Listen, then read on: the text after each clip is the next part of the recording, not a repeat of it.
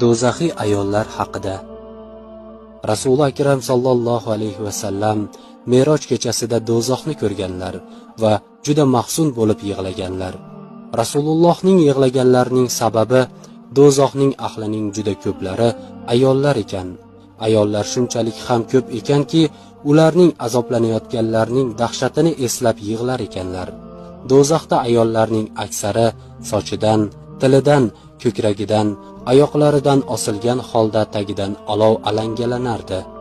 Bir ayolni ko'rdim, ilon-chayonlar chaqib azoblardi. Bir ayolni ko'rdim, o'zini jasadini o'zi kesib yemoqda. Yana bir ayolni ko'rdim, barmoqlarini, tilini qaychilab dodlardi. Bir ayolni ko'rdim, qornini yorib ichaklarini yemoqda. Yana bir ayolni ko'rdim, qizdirilgan tarir tobutda azoblanardi. Yana bir ayolni ko'rdim, boshi cho'chqaning boshiday, tanasi esa eshakning tanasiga o'xshaydi. Bir ayolni ko'rdim, itga o'xshab akillab yuribdi dedilar va yuqoridagilarni izohlab berdilar. Sochidan osilgan ayol hayotiy davrida bosh ochiq, ro'molsiz yurgan ayollardir. Oyog'idan osilgan ayol hayz, nifosdan poklanmaydigan va eridan beruxsat ko'chada tentiraydigan ayollardir. Ko'kragidan osilgan ayol eridan beruxsat boshqa chaqaloqlarni emizgan ayollardir. O'z jasadini yeyotgan ayol ko'chada pardoz andoz bilan yuradigan, boshqa erkaklarni hirslantiradigan, shim va ochiq kiyinadigan ayollardir.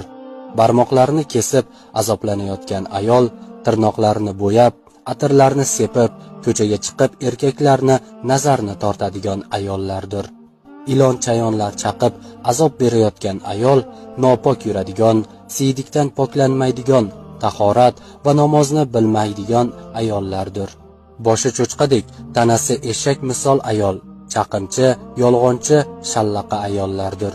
It misol ayollar eriga ovozini balandlaydigan, urushib ko'nglini og'ritadigan ayollardir.